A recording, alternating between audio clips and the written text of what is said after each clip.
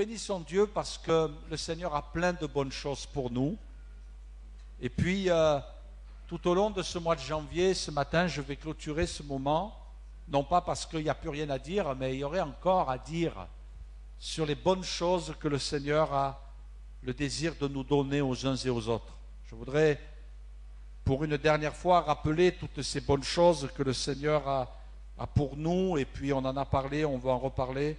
Le Seigneur, quand il nous a créés et qu'il a regardé l'homme et la femme, il a dit c'est très bon. Et puis le Seigneur nous a conduits dans un pays où coule le lait et le miel. Et la Bible nous dit que c'était un endroit qui était bon pour nous. Et puis le Seigneur est fidèle dans un bon et vaste pays, nous dit l'Écriture. Il est le bon berger. Il donne de bonnes choses à ceux qui le demandent. Et puis Dieu veille aussi sur notre santé. Amen. Donne une bonne santé. La Bible parle aussi de la bonne présence de Dieu. Amen. Est-ce que ce matin c'était bon? Amen. La présence de Dieu. Le bon combat aussi. Il y a des combats dans la vie, mais dans la vie chrétienne, ce ne sont pas des combats, ce sont des bons combats. Et puis la Bible nous dit aussi qu'il a préparé de bonnes œuvres afin que nous les pratiquions. La Bible dit aussi que nous sommes un sacrifice de bonne odeur pour lui. Et puis ce matin, j'ai à cœur de vous parler un dernier sujet, mais je pense qu'il est important et qui va vous encourager. Moi, il m'encourage, il va vous encourager dans la foi. C'est que le Seigneur nous a donné aussi de recevoir la bonne nouvelle de l'Évangile. Amen. Alléluia. Il y a tellement de mauvaises nouvelles aujourd'hui. Amen. Bon, on préférerait qu'il y en ait moins. Mais il n'y a que des mauvaises nouvelles. Et puis les bonnes nouvelles, on ne les dit pas. On ne les dit pas. Et notre Dieu est fidèle parce qu'il nous a fait connaître la bonne nouvelle. Dans le livre des Proverbes, il est écrit comme de l'eau fraîche pour une personne fatiguée. Ainsi est une bonne nouvelle venant d'une terre lointaine. Nous, cette bonne nouvelle, elle vient du ciel. Et c'est pour ça qu'elle est bonne. Parce que si elle venait de la terre, eh bien, on se poserait des questions. Hier, on parlait avec des amis chrétiens qui ont un puits dans leur jardin. Ils vont se reconnaître. Et puis, mon épouse disait, mais vous vous servez du puits? Alors, ils ont dit, ben non, on ne s'en sert pas spécialement pour les besoins de la maison, mais il faudrait qu'on fasse analyser l'eau. Même dans le Limousin, il faut faire analyser l'eau. C'est pas vrai? Hein, vous boiriez, vous, de l'eau? Hein, nous, on avait une fontaine, on se servait pendant des années, et des années, jusqu'au jour où on a appris que la nappe, elle passait sous un cimetière. Ça produit quelques élans, plutôt quelques relents, et peut-être même une gastro en retard. L'eau de la terre, même si elle passe, elle est à des mètres et à des dizaines et peut-être même des centaines de mètres en profondeur, on se méfie. Mais l'eau du ciel, il n'y a pas de risque. C'est comme de l'eau fraîche. Alors c'est sûr qu'en ce moment, ce n'est pas de l'eau fraîche que vous consommez, c'est peut-être de l'eau chaude. Parce que quand il fait froid, on a envie de se réchauffer. Mais quand il fait chaud, on a envie de se refroidir. De l'eau fraîche. Et la bonne nouvelle, elle vient du ciel. Découvrons ensemble aussi ce que le Seigneur Jésus va nous dire. Dans Matthieu, Jésus parcourait toutes les villes et les villages, enseignant dans les synagogues, prêchant la bonne nouvelle du royaume et guérissant toute maladie et toute infirmité. Voyant venir la foule, il fut ému de compassion pour elle, parce qu'elle était languissante et abattue comme des brebis qui n'ont point de berger. Alors il dit à ses disciples, « La moisson est grande et il y a peu d'ouvriers. Priez donc le maître de la moisson d'envoyer des ouvriers dans sa moisson. » Puis, ayant appelé ses 12 disciples, il leur donna le pouvoir de chasser les esprits impurs et de guérir toute maladie et toute infirmité.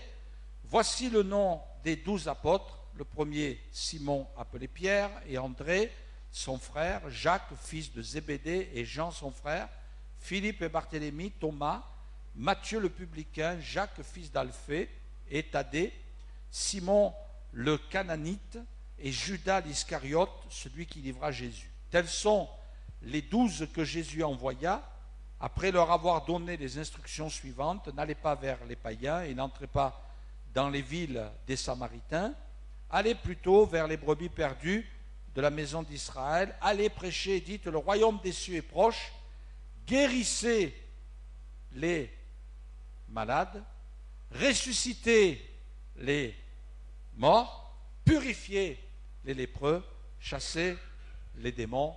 Amen. On parlera de tout ce que nous retrouvons ici dans ce texte pour parler de la bonne nouvelle que le Seigneur nous a adressée. Et puis on comprend que la bonne nouvelle, on ne la garde pas égoïstement. Hein? On ne va pas la garder en nous, enfermée, mais on va partager. On va partager la bonne nouvelle. On va la prêcher, on va l'annoncer. Dans Marc, chapitre 16, verset 15, il est écrit, Jésus leur dit, allez par tout le monde et prêchez la bonne nouvelle à toute la création. Celui qui croira et qui sera baptisé sera... Waouh! Vous savez lire, hein? Mais celui qui ne croira pas sera... Voici les miracles qui accompagneront ceux qui auront cru. En mon nom, ils chasseront les démons, ils parleront de nouvelles langues, ils saisiront des serpents, s'ils boivent quelques breuvages mortels, il ne leur fera point de mal. Ils imposeront les mains aux malades et les malades seront guéris. Le Seigneur, après leur avoir parlé, fut enlevé au ciel et il s'assit à la droite de Dieu. Mais eux, ils ne se sont pas assis. Il nous est dit, ils s'en allèrent prêcher partout. Le Seigneur travaillait avec eux et confirmait la parole par les miracles qui l'accompagnaient. Jésus a dit, suivez-moi et je vous ferai pécheurs d'hommes. Suivez-moi et je vous ferai pécheurs d'hommes. Ah oui, vous savez qu'on apprend beaucoup à la pêche. Moi, j'ai beaucoup appris à la pêche. Alors, on peut être toutes sortes de pêcheurs, mais Dieu nous appelle à être des pêcheurs d'âmes. Alors, vous avez des gens comme celui-là, c'est pas moi. Quel pêcheur êtes-vous? Alors, pêcheur, vous m'avez compris, hein, pêcheur à la ligne. Hein, regardez cette belle truite. Il y a des spécialistes ici. Moi, je suis sûr qu'elle doit faire le kilo. Hein? Confirmez les spécialistes. Mais il y en a qui attrapent de plus gros poissons encore. Regardez celui-là. Mais il y en a qui attrapent encore de plus gros poissons. Regardez celui-là. Alors, c'est pas du trucage. Hein? C'est pas que les messieurs ont été rapetissés, mais c'est un vrai poisson. D'ailleurs, même, il paraît qu'il ne faut pas le manger. Alors, il paraît qu'il y a même des magasins en France qui le vendent. Alors, faites attention. Hein. Voilà. Quel que soit, on va repasser les diapos, peut-être à l'envers, je ne sais pas, comme tu veux. Quels que soient les poissons, le poisson que tu attrapes, qu'il soit grand, qu'il soit encore plus grand, moins grand, et qu'il soit un peu plus petit comme celui-là. Et puis, il y en a d'autres qui sont encore plus petits. Hein. Ah oui. Nous, dans le Midi, il y a un poisson qui s'appelle le goby. Il y en a qui ont entendu parler du goby. Levez la main. Ouais. Ah, ben il y en a plein. Ah, c'est un tout petit poisson. Et puis, il est très bon pour mettre dans la soupe de poisson, dans la soupe, la bouillabaisse. Mais ça fait rien, il en faut aussi des petits poissons. Mais je sais une chose, c'est qu'aux yeux de Dieu, nous sommes tous des gros poissons. Alors, on va dire des grands poissons, comme ça personne ne va se vexer ce matin. Nous sommes de grands poissons. Nous servons à sa gloire. Et puis, Dieu nous appelle à aller à la pêche. Mais vous savez, quand on va à la pêche, il faut se préparer. Et puis, il y a plusieurs moyens d'aller, de se préparer. Imaginez quelqu'un qui aille à la pêche, mais uniquement qui vous sorte sa boîte d'hameçon, il dit, bon, j'y vais avec ça.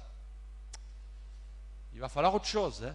Il va falloir des appâts, il va falloir du fil, il va falloir une canne, il va falloir aussi le bon appât, parce que imaginez que vous mettiez un appât qui est destiné à la mer et que vous essayiez de pêcher à la rivière avec. Ça ne va pas aller. Hein? Il faut l'appât qui convienne. Et puis, si vous voulez attraper une truite, ben, il faut l'appât qui convient à la truite. Et puis, même les fins pêcheurs, c'est-à-dire ceux qui pêchent à la mouche, eh bien, vous savez, là, une des particularités, c'est que la première des choses qu'ils vont faire, ils vont observer exactement l'insecte que la truite mange au jour J. Et ils vont chez eux reproduire, du moins essayer de reproduire le même insecte. Parce que s'ils produisent un insecte qui, par exemple l'éphémère, qui va paraître un mois avant, elles sont maniles, les truites, elles prennent des cours. Hein. Elles s'entraînent, elles regardent la télévision, elles ont Internet. Elles savent que ce n'est pas la saison, alors elles ne vont pas. Non, c'est le bon appât pour le bon poisson. Et puis tout ça pour dire que si le Seigneur a dit « Je vais faire de vous des pêcheurs d'hommes » parce qu'il n'y a rien de plus capricieux qu'un poisson. C'est bizarre la pêche. Je me rappelle un jour, j'avais dit à ma mère « Ne prépare rien aujourd'hui, ce n'est pas la peine, ne va pas faire les courses. Je vais aller à la pêche. » Et je vais te ramener toute une filasse de poissons. J'ai tellement été écœuré, j'en ai attrapé 2 ou 3. Et puis j'ai tout jeté parce que finalement, arriver avec 3 poissons à la maison, c'est terrible. Et puis il y a des jours, vous ne savez pas pourquoi, eh bien ça n'arrête pas. Vous n'avez même pas besoin de taper du pied. Ça mord tout seul. C'est comme ça. Et puis, si le Seigneur a dit, je vais faire de vous des pêcheurs d'hommes, c'est parce qu'il y a des moments, on ne sait pas pourquoi, ça va avoir une portée. Il y a d'autres moments, il ne va pas y avoir de portée. Même un jour, l'apôtre Pierre, à qui le Seigneur a dit de s'éloigner un petit peu du bord, et quand le Seigneur lui a dit de jeter le filet, il a dit non, Seigneur, ce n'est pas le moment. Mais, puisque c'est toi qui le dis, Seigneur, quand même, allez, je vais jeter le filet. Et il l'a fait. Et la Bible nous dit que ça regorgeait de poissons à tel point que ça ne rentrait pas dans une barque. Il a demandé à d'autres de venir. Parce que, après tout, ce n'est pas nous, c'est lui. Ce n'est pas nous qui amenons les âmes au Seigneur, c'est lui. Mais le Seigneur nous dit, soyez prêts, tes filets réparés, la barque, sois prêt pour aller à la pêche. Et quand il faut jeter le filet, eh bien tu vas le jeter. Et puis moi je vais bénir. Et puis moi je vais agir. Et ça, il ne faut jamais l'oublier. Alors qu'est-ce que le Seigneur nous met comme instrument?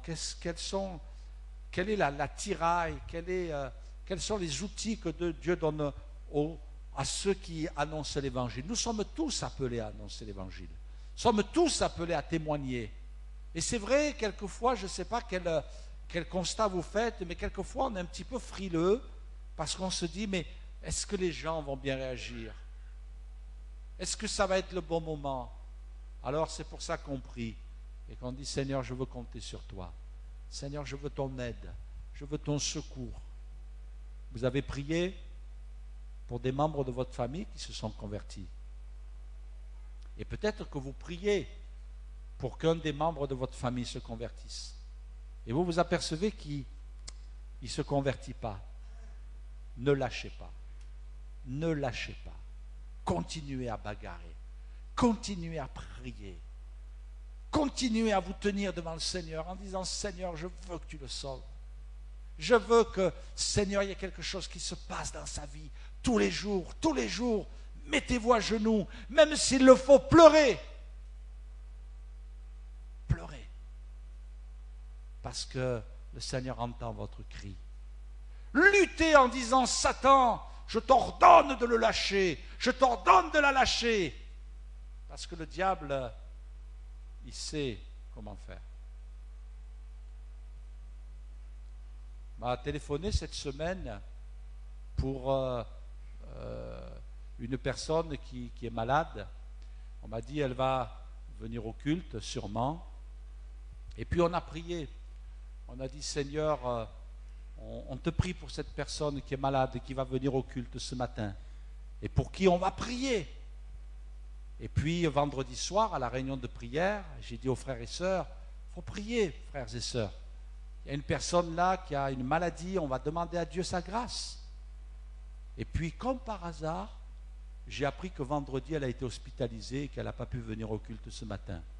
Oh, comme c'est bizarre. Vous ne trouvez pas que c'est bizarre? Comme si on prie et c'est l'inverse qui se passe. C'est pas vrai? Mais il ne faut pas lâcher. Quand j'ai appris ça, j'étais un petit peu découragé. J'ai dit, c'est dommage, on se préparait. Et puis, mais après, on se reprend et on dit, oh, mais on ne va pas la laisser entre les mains de l'ennemi. Hein? Et moi, ce matin, je priais, je disais, Seigneur, tu visites cette personne sur son lit. Amen. Tu la visites, là, elle est à l'hôpital, mais tu la visites au nom de Jésus. Ce n'est pas le diable qui doit avoir le dernier mot. Ce n'est pas lui. Mais nous devons être confiants en Dieu. Quels sont les outils? Alors, j'aimerais vous parler de premier outil que le Seigneur met à notre disposition, la guérison et la délivrance. Lisons ensemble. Il enseignait dans les synagogues et il était glorifié par tous. Il se rendit à Nazareth où il avait été élevé et selon sa coutume, il entra dans la synagogue le jour du sabbat. Il se leva pour faire la lecture et on lui remit le livre du prophète Isaïe. L'ayant déroulé, il trouva l'endroit où il est écrit « L'Esprit du Seigneur est sur moi parce qu'il m'a oint pour annoncer une bonne nouvelle. » Alléluia! Une bonne nouvelle aux pauvres. Il m'a envoyé pour guérir ceux qui ont le cœur brisé, pour proclamer aux captifs la délivrance, aux aveugles le recouvrement de la vue, pour envoyer libres les opprimés, pour publier une année de grâce du Seigneur. Ensuite, il roula le livre, le remit aux serviteurs et s'assit. Tous ceux qui se trouvaient dans la synagogue ayant les regards fixés sur lui, alors il commença à leur dire, aujourd'hui, cette parole de l'Écriture que vous venez d'entendre est accomplie. C'est la parole qui est accomplie. La Bible nous dit que les premiers croyants, les premiers disciples, quand Jésus est allé s'asseoir, on l'a lu ensemble, hein, eux ils sont allés prêcher. Et ils sont allés prêcher quoi? La parole. La Bible dit qu'ils ont prêché la parole. Et la parole c'est quoi? Ben, c'est le Seigneur te guérit. Ce matin, je voudrais vous dire, frères et sœurs, amis, Jésus guérit. Jésus délivre. Jésus brise les chaînes. Jésus libère les captifs. Et ce matin, tu dois le croire. Non pas parce que le pasteur Aguedu le dit. Non, c'est la parole de Dieu. Amen. La parole de Dieu. Et quand on dit ça, alors le Seigneur, il est un petit peu embarrassé. Parce qu'il se dit, oh là là, ben là, ce matin, rue Nicolas Père, le pasteur a dit que je guérissais, donc il faut que je guérisse. Parce que ce n'était pas sa parole, c'est ma parole qui est engagée là. C'est la parole de Dieu, c'est ma parole. Alors si ça ne se passe pas, eh bien c'est ma parole qui est remise en cause. Alors ce matin, je vous invite à croire que le Seigneur est celui qui guérit. Et quand vous prêchez, quand vous témoignez, dites que le Seigneur guérit, parce que le Seigneur est honoré quand nous prêchons sa parole. Alors il y a des gens quelquefois qui disent « Oh mais pasteur, c'est vrai qu'il y a une différence à l'époque de l'apôtre Pierre. Vous savez quand il passait, rien que son ombre guérissait les malades. Même le linge qui avait touché Pierre, il était posé sur quelqu'un, il guérissait les gens. Aujourd'hui, vous ne trouvez pas que c'est un petit peu différent? Moi je trouve que c'est un petit peu différent. Mais c'est différent parce que la foi, elle est différente. Amen. Elle est différente, la foi. C'est parce que la foi diminuait, parce que les gens n'ont plus confiance. Alors, ce n'est pas parce que vous avez été trompé par des gens que vous devez remettre en question la parole de Dieu. Et le Seigneur a dit, allez-y, annoncez la bonne nouvelle. Je guéris les malades, je délivre les captifs. Oh, je guéris les cœurs brisés. Alléluia! Notre Dieu est puissant, moi je le crois. Je le crois. Et puis, il nous arrive nous-mêmes de passer par la maladie. Oh, je passe par la maladie, c'est terrible, quelle épreuve. Mais, tout à l'heure, je disais que c'est un combat que Dieu appelle le bon combat. Un jour, quelqu'un va écrire en disant, vous passez par des moments difficiles. mais c'est pour vous donner l'occasion d'apporter un beau témoignage quand Dieu vous sort de ce moment difficile. Est-ce que ce matin, nous pouvons dire, chrétien qui est dans la difficulté, qui est dans l'épreuve, qui est dans la maladie, qui est dans la souffrance, qui a une infirmité, le Seigneur va me guérir. Je me rappelle, ce serviteur de Dieu, moi j'ai prié, ça n'a pas marché, hein, mais je me rappelle, ce serviteur de Dieu, il partait prendre l'avion pour aller dans un autre pays. À cette époque-là, quand vous faisiez le service militaire, vous pouviez choisir la coopération. Et puis, il avait choisi ça, il était orienté vers l'Afrique. Et puis, vous savez, au moment où, comment ça s'appelle, la passerelle de l'avion, au moment où il est en train de monter sur la passerelle, il trébuche, se casse la figure, on aurait pu dire, oh le pauvre, quelle épreuve difficile. Et en se cassant la figure, ses lunettes tombent et elles se cassent aussi. Alors, vous imaginez, vous êtes sur le point de prendre l'avion et vous partez en Afrique. Alors, je vous dis ça, ça remonte peut-être à une trentaine d'années, 35 ans à peu près. Vous partez comme ça, vos lunettes se cassent, et il s'est dit, mais comment je vais faire? Et là, il n'y a pas moyen de dire, attendez, le pilote d'avion, bougez pas, je vais voir mon ophtalmo. Hein. Ah non, c'était fini, là, il est embarqué, il s'en va. Et puis, partir sans ordonnance, sans rien. Et là, il ne comprend pas pourquoi le Seigneur a permis cette épreuve. Mais vous savez quoi? C'est que du coup, il n'a plus jamais mis de lunettes. Parce qu'à ce moment-là, Dieu l'a guéri. Ah, moi, vous pouvez me casser toutes mes lunettes, hein, je vous les donne. Hein. Vous pouvez les piétiner, j'en ai plusieurs paires, des solaires, des pas solaires, des lunettes de chantier, des lunettes de détente, des lunettes de sport. J'ai toutes les sortes de lunettes que vous voulez. Vous pouvez toutes me les écraser, mais à une seule condition, que j'en ai plus besoin. Ah oui. Quelquefois, on dit Seigneur, mais qu'est-ce qui se passe? Et puis Dieu nous guérit. Moi, j'ai été guéri dans d'autres domaines. Il y a des domaines où je n'ai pas eu d'exaucement, mais je peux dire aujourd'hui, Dieu m'a guéri. Alors je vais prier pour ceux qui sont malades ce matin. Alléluia. On va avoir une super réunion ce matin, parce que ce matin, tu places ta foi dans le Seigneur. C'est ça la bonne nouvelle. Et puis si tu disais, Seigneur, guéris-moi pour que je puisse témoigner, ça c'est une bonne cause. Hein? Oh, il y a des gens quelquefois qui disent, Seigneur, guéris-moi, comme ça le dimanche matin, au lieu d'aller au culte, j'irai faire un footing. Ah ouais, ben le Seigneur, il dit, bon, on va attendre un petit peu quand même, hein, que tu changes un petit peu de passion. Hein. Oui, il y a des gens, quelquefois, ils ont été guéris.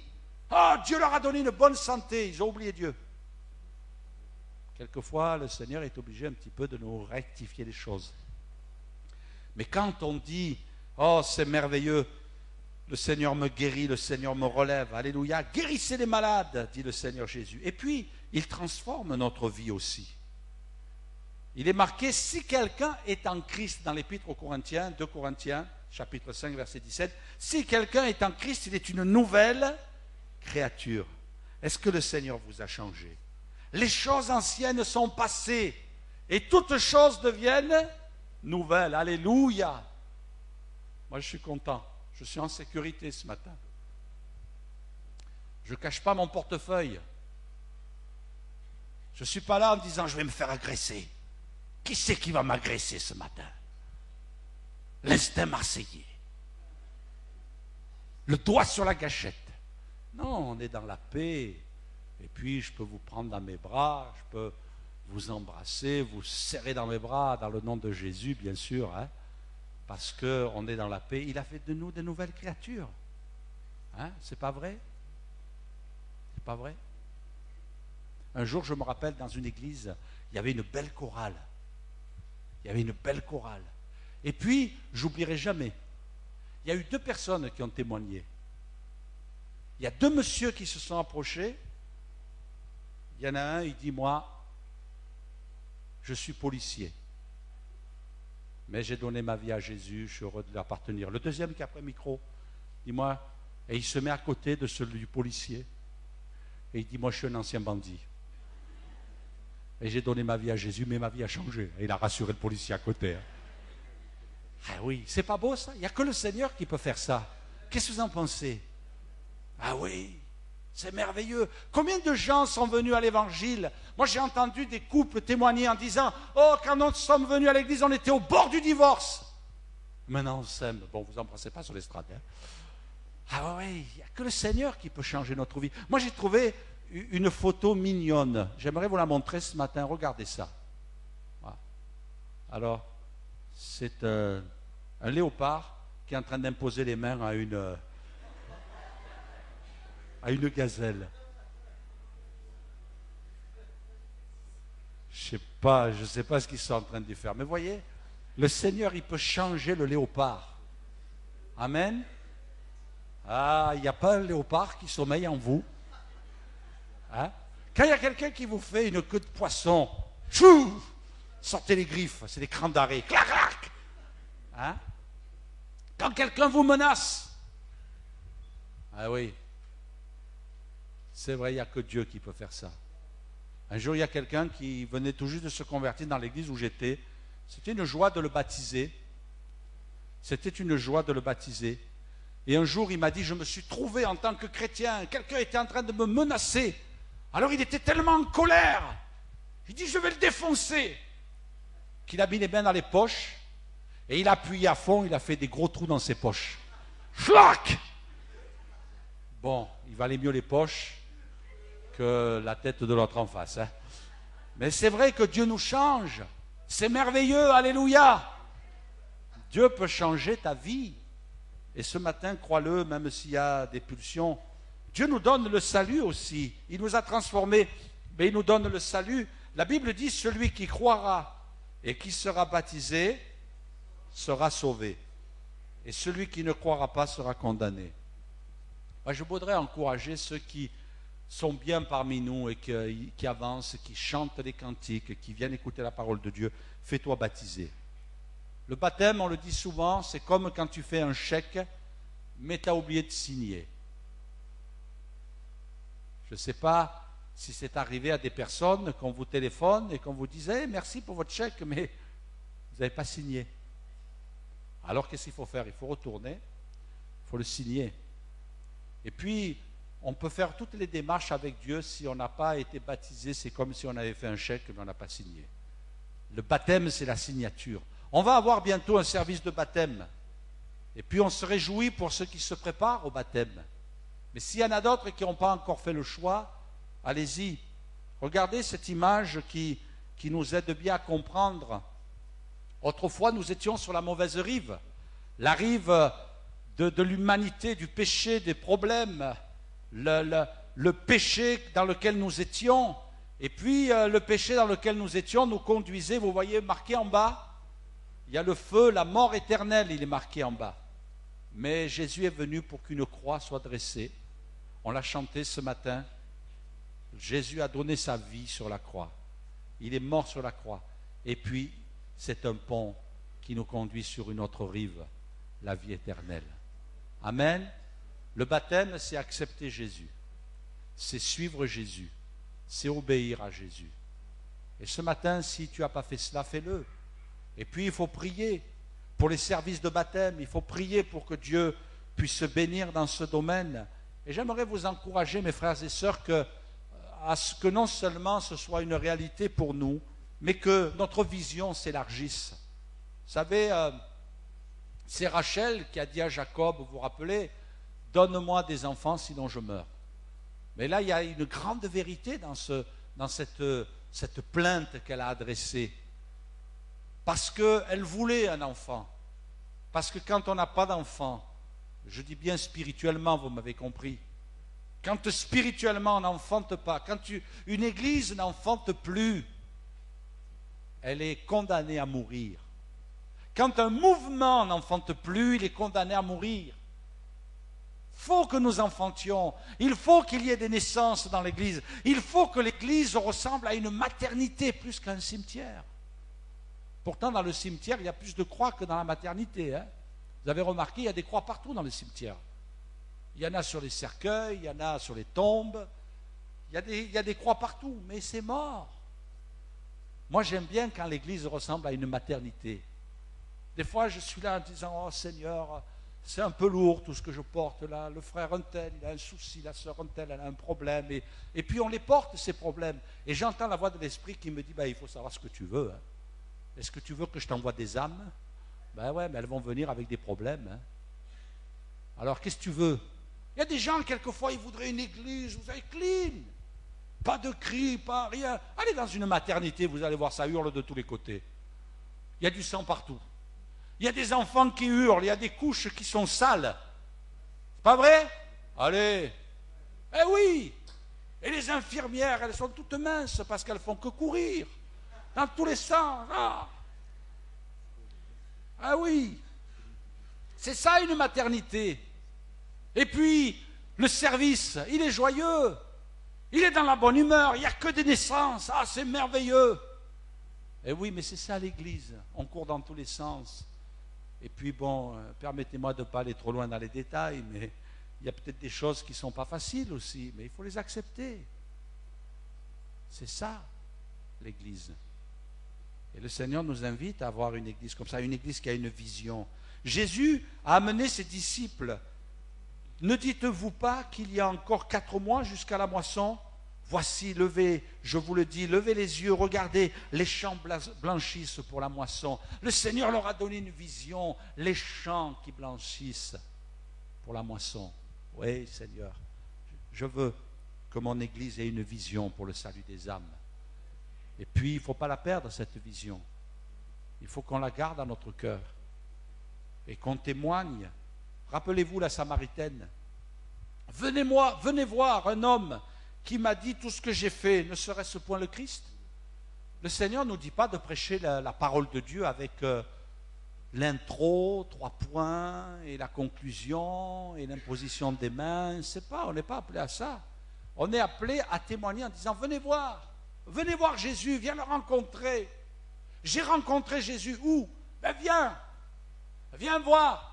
Il a fait quelque chose dans ma vie. Cette femme, elle est allée témoigner avec sa vie, son expérience.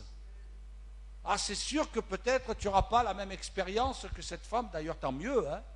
Elle a eu 5 maris, déjà un c'est dur à supporter. Elle en a eu 5, et puis celui qu'elle a, c'est pas son mari. Bon, écoutez, on n'a pas tous envie de lui ressembler. Hein.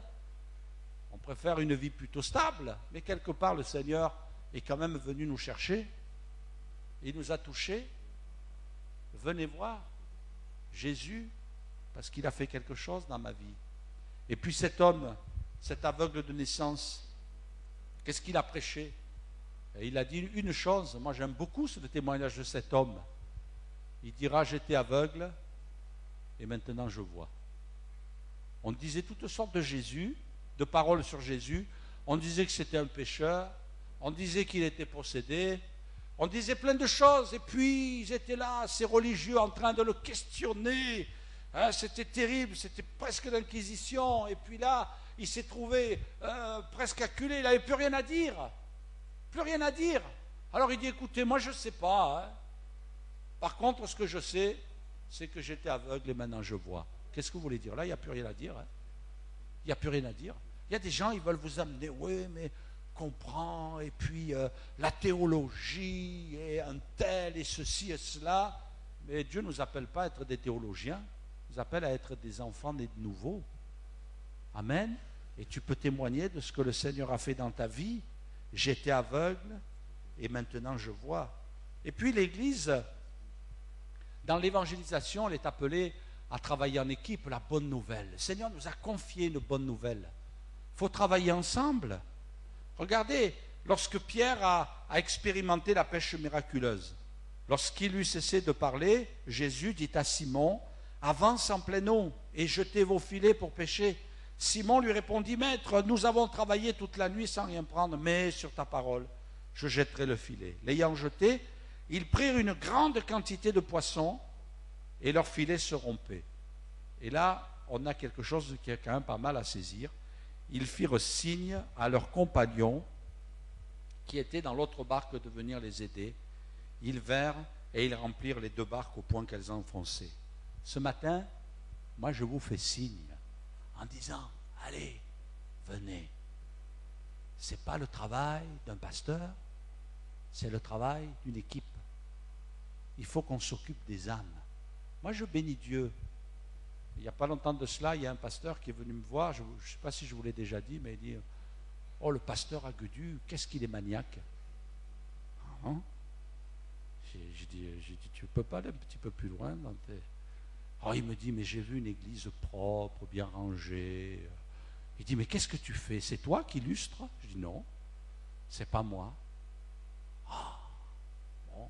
C'est vrai, on s'habitue à plein de choses. Vous avez remarqué qu'on s'habitue? On s'habitue à tout. Mais quelquefois, le Seigneur nous dit, il nous bouscule un petit peu, il nous dit, mais tu te rends compte? Moi, je bénis Dieu pour les équipes de ménage. Je bénis Dieu pour les frères et sœurs qui entretiennent l'église. Je bénis Dieu pour les frères qui sont sur le parking et qui aident les voitures à se garer en disant, eh, vous ne mettez pas là, mettez-vous là. Et puis voilà, déposez la mamie devant. Allez, et après vous allez vous garer là-bas. Et puis l'équipe d'accueil, c'est merveilleux, c'est un travail d'équipe. Pierre a fait signe en disant, eh, venez m'aider, je n'arrive pas tout seul. Il aurait pu dire, oh bon, écoutez, je remplis ma barque et je jette tout. Hein? Il aurait pu dire, je jette les autres poissons. Ah non, il a dit, non, je garde tous les poissons. Vous allez venir là, venez. Alors toutes les barques se sont approchées, on en a mis un petit peu partout des poissons. On voulait que rien ne se perde. Quelquefois on prie pour le réveil, mais est-ce qu'on est prêt pour le réveil? Hein? On est prêt pour le réveil? Un jour, il y a des gens, ils sont allés voir le pasteur en colère. Ça ne s'est pas passé en France, hein. Je vous rassure, parce qu'en France, on ne réagit pas comme ça. On est tellement mieux. Oui, pasteur, on est en colère. Ils sont venus à 3 ou 4. Il dit, depuis qu'il y a des âmes qui viennent dans l'église, il y a des problèmes. Ah bon, le pasteur, il dit, c'est quoi le problème? Lui était tout heureux, lui, de voir, d'entendre des cris de nouvelle naissance, de voir des gens. On ne peut même plus aller au WC, il y a la queue. On ne peut plus aller au WC, il y a tellement de monde et on est obligé d'attendre son tour. Il se plaignait parce qu'il ne pouvait plus aller au WC. Oh, c'est terrible. Non, histoire vraie. Je ne l'ai pas inventée pour ce matin. C'est une histoire vraie. C'est un travail d'équipe. On doit se serrer les coudes. Et puis on bénit Dieu pour tous ceux qui s'occupent des enfants, tous ceux qui s'occupent des jeunes, des ados, tous ceux qui travaillent dans les différents secteurs d'activité de l'église, la garderie, tous ceux qui travaillent dans le travail humanitaire aussi. Peut-être qu'on ne voit pas une grande portée. En disant on donne à manger à ceux qui ont faim, on donne des habits à ceux qui n'en ont pas ou pas beaucoup. Mais c'est un témoignage dans la ville. J'ai déjà entendu des gens dire « Ah ben oui, votre église, on la connaît. » Ah bon? Oui, on la connaît. On entend parler de votre église. En bien ou en mal? Les pasteurs, vous savez, nous on sort tous les radars quand on entend ça. Hein? En bien, pasteur, ah merci. Oui, vous faites du bien à ceux qui sont dans la difficulté. C'est un témoignage. Et ce matin, je vous fais coucou. Je vous fais signe en disant « Et dans ton cœur, il n'y a pas une place pour une âme? Il n'y a pas une place pour quelque chose qui peut être fait? » Même au travers de nos offrandes qu'on donne à l'Église, c'est pour le témoignage de l'Évangile. C'est pour que le nom de Jésus soit élevé dans une ville, que le nom de Jésus soit prêché. Le fait d'être présent à la réunion d'évangélisation, le fait d'être présent à la réunion de prière, le fait, peut-être même un petit détail aussi, quelquefois... C'est pénible, hein, il faut se lever. Le pasteur a dit de dire bonjour à notre voisin. Bonjour voisin. Hein? Voilà, le pasteur l'a dit, je le fais. Je suis content de te voir ce matin. Mais ça, c'est un témoignage aussi. Hein? C'est pas qu'on essaie de meubler en disant, bon, on va essayer de meubler, il y a l'équipe de louange qui est là, elle fait chanter, alors on va essayer, allez hop, ouais, levez-vous, allez vous faire la bise. Hop, serrez-vous la main. Ah, allez vous asseoir, oui, pasteur. Levez-vous, on se lève. Asseyez-vous, on s'assoit. Non, je pense que ce n'est pas pour faire un petit peu de mouvement d'air ou pour vous réchauffer parce que la salle a du mal à chauffer. Non, c'est parce que c'est un témoignage. Combien de gens, parce que nous, vous savez, on a souvent les retombées, combien de gens viennent dire « Ah, pasteur, on se sent bien chez vous. » Ah, c'est bien. « Ah, pasteur, il y a un monsieur là, je ne sais pas comment le décrire, mais il a été gentil. Et la dame, là, elle m'a dit bonjour. La première fois que je suis venu à l'église. » Dieu nous appelle à être des témoins, un travail d'équipe. On vous fait signe ce matin. Restez pas assis. C'est que le Seigneur qui est assis dans son ciel. Eux, ils se sont levés. Ils sont allés annoncer l'évangile. Allez témoigner. Allez parler de Jésus. Allez faire connaître la bonne nouvelle et amener les âmes. Et dites-leur, va être guéri. Un jour, il y a quelqu'un qui est venu à l'église et qui m'a dit, pasteur, je vous amène quelqu'un qui est malade et qui doit être opéré d'un cancer. Dieu va la guérir. Je me suis senti bizarre. Elle avait une telle autorité, c'est une brave sœur, très gentille, et puis elle a vraiment le souci des âmes. Elle a dit, Dieu va la guérir. Et puis elle est venue, on a prié pour elle, et puis elle est venue me voir, elle m'a dit, pasteur, moi j'étais impressionné, elle m'a dit, je ne sais pas comment faire, je crois que Dieu est intervenu dans mon corps, mais mon mari, il trouve que c'est pas sage, il n'était pas converti son mari, il me dit, il trouve que c'est pas sage. J'ai une date prescrite pour l'opération. Seigneur m'a guéri, je le crois, je l'ai senti dans mon corps. Qu'est-ce que je dois faire? Je dis, écoutez, il faut être sage. Voyez, je vous laisse prendre la décision. Elle a tranché, elle a dit, bon, ben, je vais me faire opérer. Elle s'est fait opérer. Quand le médecin a ouvert, il n'y avait plus rien. Et tenez-vous bien, il a refermé, et il a dit, il n'y a plus rien. Il a refermé, il a recousu. Et quelque temps après, ça s'est infecté. Le doute. Qu'est-ce qui s'est passé? C'est que le médecin avait oublié un morceau de gaz à l'intérieur. Ce vilain médecin-là. Il avait besoin de laisser des outils à l'intérieur. Quoi qu'il y en a, certains, ils ont eu des ciseaux, ils ont eu des scalpels, qu'on a oublié. Bon, mais ça, on ne le dit pas. Ça, on le dit pas. Je ne l'ai pas dit. Vous effacez. Mais là, ça s'est infecté parce que le médecin a mis ses mains dedans. Quand Dieu met ses mains, il n'y a pas d'infection. Alléluia. Dieu est puissant. Dieu intervient, Dieu manifeste sa grandeur. Témoignez, dites aux gens qui sont malades, allez les voir, téléphonez-leur, dites-leur oui, on prie pour les malades. Allez, je viens te chercher mardi, je viens te chercher dimanche. Allez, tu vas aller à l'église, on va prier pour toi. Moi, je crois que peut-être nos réunions seraient peut-être un petit peu plus différentes. Ne laissons pas l'indifférence. La Bible dit, voyant la foule, il fut ému de compassion. Est-ce que nous sommes touchés par la misère, par la souffrance des gens? Oui, ému de compassion. Seigneur, donne-moi des entrailles de miséricorde. J'ai trouvé une photo qui était pas mal, je vais vous la montrer. C'est un monsieur qui est en train de se noyer, tout le monde est en train de lui faire la photo avec le portable.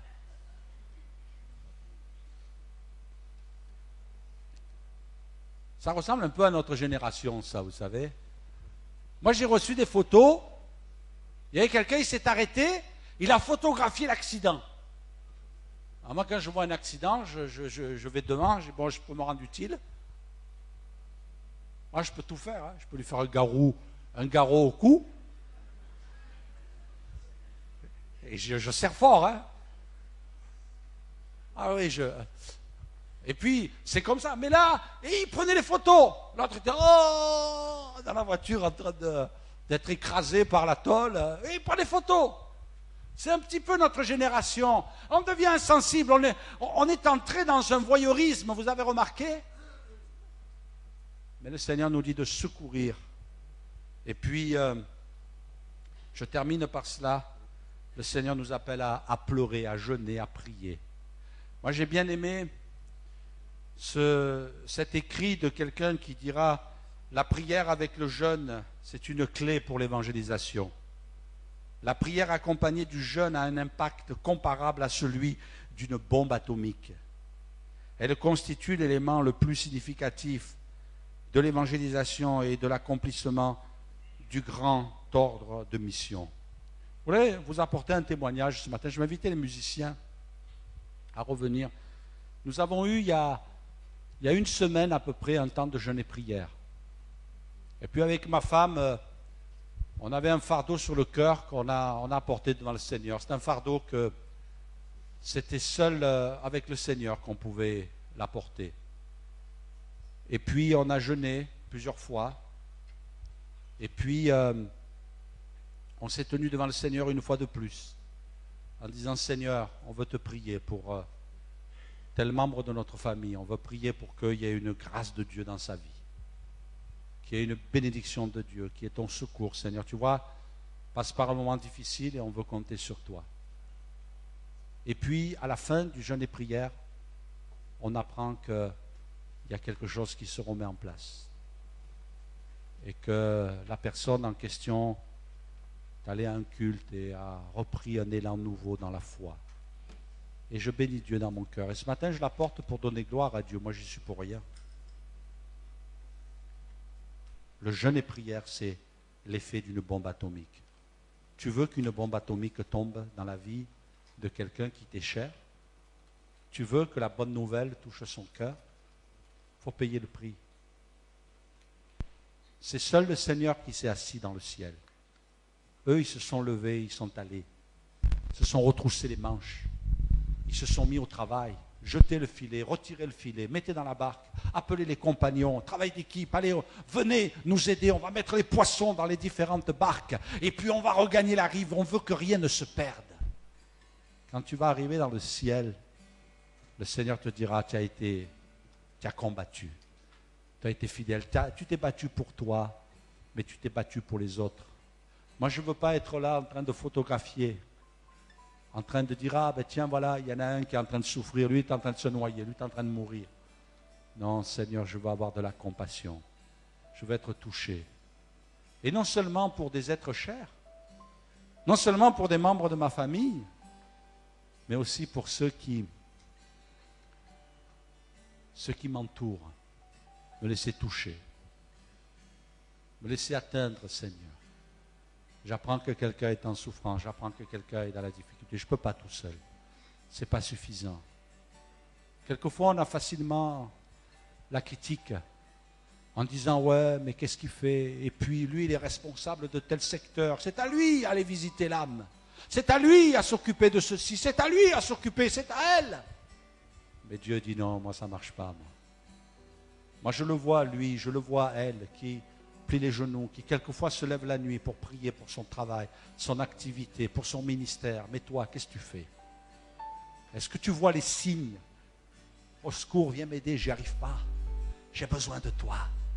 Ce matin, je vais repartir chez moi, je vais regagner ma demeure, me mettre à table et profiter de mon après-midi pour me détendre. Alors que dans mon cœur, Dieu veut mettre des fardeaux. Tu dis, Seigneur, occupe-toi de moi. Mais le Seigneur pourrait nous dire, est-ce que toi, tu t'occupes de mon œuvre? Est-ce que tu t'occupes de mes soucis? Est-ce que tu t'occupes de mes fardeaux? Ce matin, je veux toucher ton cœur comme tout à nouveau. Pour que tu deviennes quelqu'un qui va être inquiet, qui va être travaillé, qui va être saisi. Quelqu'un qui va se trouver jeté à genoux dans la présence de Dieu en disant, Seigneur, au secours, viens m'aider. Seigneur, je ne vais pas y arriver. Avant tout, c'est avec le Saint-Esprit que je veux faire équipe. Avant tout, c'est avec toi, Seigneur, je veux faire équipe. Et ce matin, tu es avec nous. Tu veux toucher mon cœur, tu veux toucher ma vie. Et je voudrais, mes frères et sœurs, qu'on ne soit pas là comme dans un programme religieux en disant, ah ben tiens, ce week-end-là, il va y avoir un service de baptême. Ce week-end, on va recevoir un chanteur. Oh ben ça me plaît, ça me plaît pas. Et après tout, et puis cette semaine-là, il va y avoir une semaine de jeûne et prière. Moi, je me rappelle quand ma mère venait me voir quand j'étais dans le service de Dieu. J'étais à cette époque-là, je démarrais, j'étais tout jeune dans le ministère. Et des fois, elle venait me voir, elle me fait, mais pourquoi tu te lèves si tôt le matin?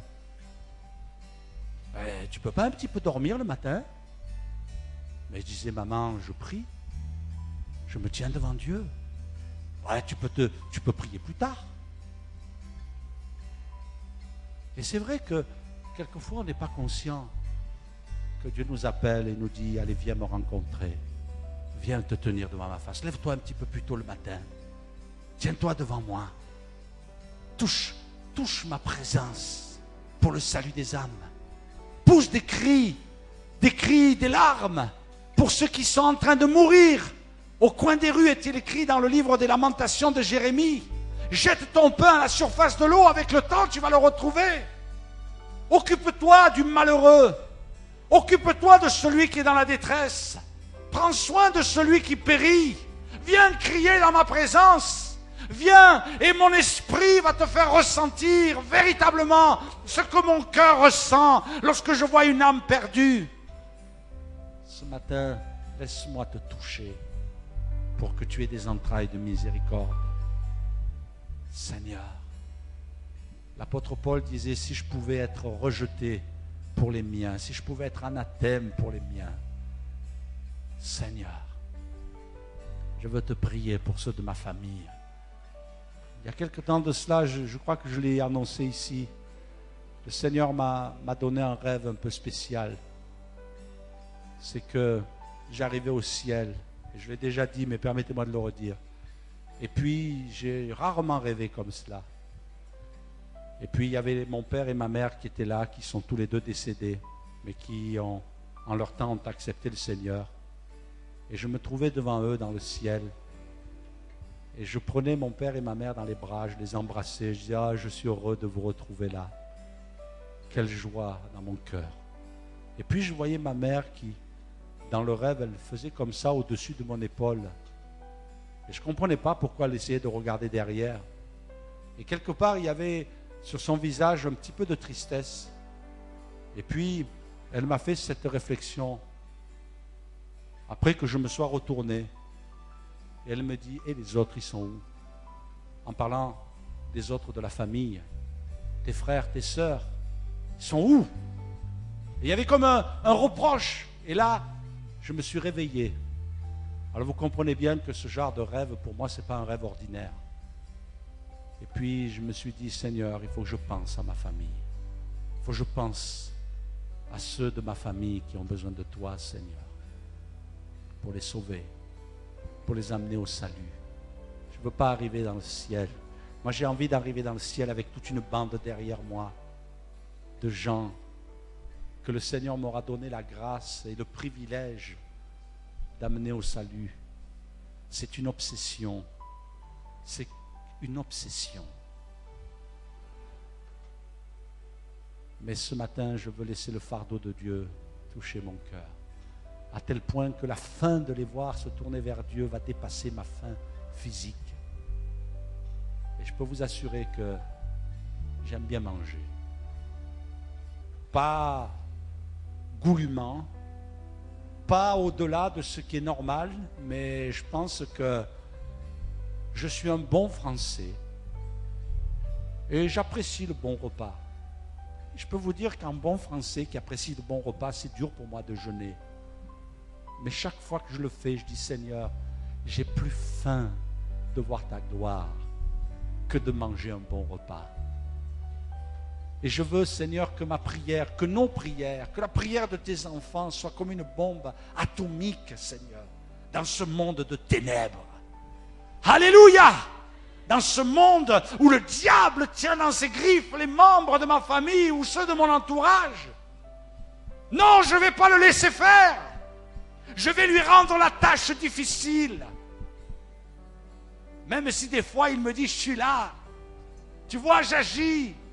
J'empêche telle âme de se convertir. Seigneur, donne-moi plus encore pour toi. Alléluia. J'aimerais qu'on ferme nos yeux quelques instants. Et ce matin, nous approcher ensemble du Seigneur. Je crois que dans ton cœur, il y a un fardeau. Dans un premier temps, j'aimerais faire un appel ce matin pour ceux qui ont besoin de vivre une guérison dans leur corps, dans leur âme, dans leur esprit. Ce matin, je ne veux pas négliger ton besoin. Et le Seigneur non plus. Le Seigneur est attentif. Quelqu'un qui est peut-être encore là et qui n'a pas fait le pas pour se faire baptiser. Quelqu'un qui n'est pas fidèle à la marche avec Dieu. Ce matin, tu peux prendre une décision. Et je voudrais que ceux qui, ce matin, ont besoin de vivre un miracle dans leur corps, dans leur vie, tu as besoin d'un miracle, lève-toi à ta place, on va prier pour toi. On va demander à Dieu sa grâce. On va demander à Dieu son secours. Peut-être il y a quelqu'un ce matin aussi qui se dit, j'ai besoin vraiment de faire le pas vers le Seigneur. D'être fidèle et de l'honorer. Lève-toi à ta place, on va prier pour toi. Quelqu'un qui veut se faire baptiser, quelqu'un qui s'approche de Dieu et qui rencontre des obstacles. Lève-toi à ta place, on va prier pour toi. Quelqu'un qui a des passions, des vices, quelqu'un qui est prisonnier encore, quelqu'un qui est dans la dépression ce matin. Lève-toi à ta place. Lève-toi à ta place. Ce matin, si tu es dans la souffrance et que tu es venu, tu as bien fait de venir. Même si les gens venaient sur des civières vers Jésus. Sur des civières, on les amenait vers Jésus et ils étaient guéris. En principe, quand vous êtes infirme, il y a un endroit où vous avez envie d'être, c'est dans votre lit. Mais eux, ils disaient, c'est ma place, c'est pas le lit. Ma place, c'est aux pieds de Jésus. Et même un jour, il y a certains, ils ont fait un trou dans le toit. Et je crois qu'il y a trop souvent de gens qui sont malades et qui disent, je suis malade, je reste à la maison. Reste-y parce que ça risque de durer longtemps. Mais il y a des malades qui agissent différemment. Je suis malade, emmenez-moi vite à l'église. Là, tu as beaucoup de chances de ne pas rester malade longtemps parce que tu vas vivre le miracle. Et quand tu es malade, ne laisse pas l'ennemi te clouer au lit chez toi. Ne laisse pas l'ennemi te dire je te rends infirme pour que tu n'ailles plus à l'église. Oui, tu permets que je sois infirme, mais non seulement je vais aller à l'église, mais je vais être délivré et je vais témoigner de la puissance de Dieu. Là, je vous assure que l'ennemi va rire au jaune. Et ce matin, tu peux venir près de lui. Seigneur, j'ai besoin, je veux témoigner de ta grandeur. Je veux témoigner de ta puissance. Amen. Je voudrais que vous qui êtes debout, vous vous leviez et vous priez dans votre cœur en disant, Seigneur, manifeste-toi. Seigneur, manifeste-toi. Seigneur, ta parole nous promet des miracles. Ta parole nous promet des délivrances. Seigneur, comme cet homme qui s'est levé dans la synagogue à la main sèche, Seigneur, tu vois ceux qui sont debout ce matin. Seigneur, c'est toi seul qui peux agir. C'est toi seul qui peux poser ta main dans les cœurs, mais aussi dans les esprits et dans les corps, Seigneur. Ce matin, nous sommes confiants. Nous nous appuyons sur toi parce que nous voulons voir ta gloire, Seigneur. Nous voulons qu'on dise que dans ce lieu, il y a des miracles. Nous voulons que dans ce lieu, on dise la parole de Dieu s'accomplit.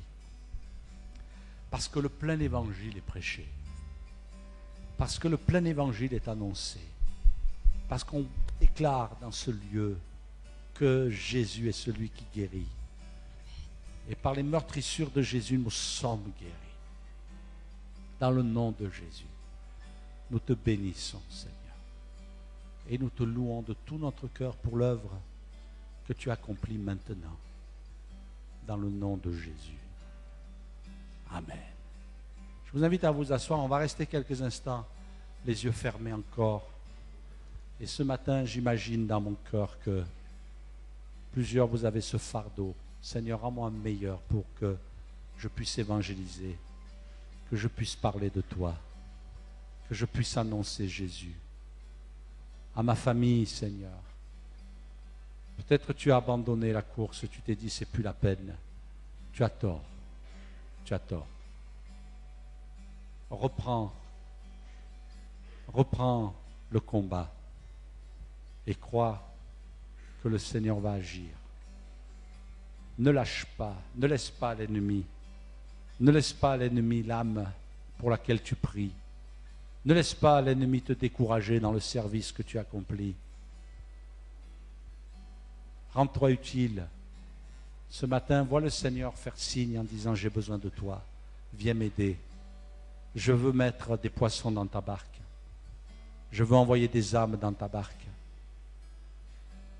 Est-ce que le Seigneur peut me faire signe ce matin? Oui, Seigneur, je réponds à ton signe, à ton appel. Seigneur, je t'entends me dire, viens. J'ai besoin de toi pour l'œuvre. J'ai besoin de toi pour le ministère. J'ai besoin de toi pour que des âmes soient sauvées, pour que des enfants soient sauvés, pour que des jeunes, des ados soient sauvés, que des personnes âgées soient sauvées, que des malades soient guéris. Je veux me servir de toi pour que tu te joignes à l'équipe. Fais de l'évangélisation. J'ai besoin de toi pour que tu te joignes à l'équipe qui s'occupe de la librairie en ville. J'ai besoin de toi pour que tu rejoignes une équipe qui va travailler pour la gloire de Dieu dans l'église. Et ce matin, tu peux dire, Seigneur, voilà, je suis là pour toi. Viens rejoindre l'équipe qui passe du temps dans le jeûne et la prière. Parce que il y a quelque chose qui va changer. Tu vas être un instrument entre mes mains pour prier, pour intercéder, pour me réclamer les âmes. Et si ce matin, tu veux répondre à cet appel, lève-toi à ta place, on va prier ensemble. Lève-toi à ta place et dis-lui, Seigneur, aide-moi à témoigner aussi. Seigneur, j'ai tant de difficultés à témoigner. Aide-moi à parler de toi. Viens sauver les membres de ma famille, Seigneur. Viens m'aider à leur parler, Seigneur. Tu vois, ils m'ont rejeté.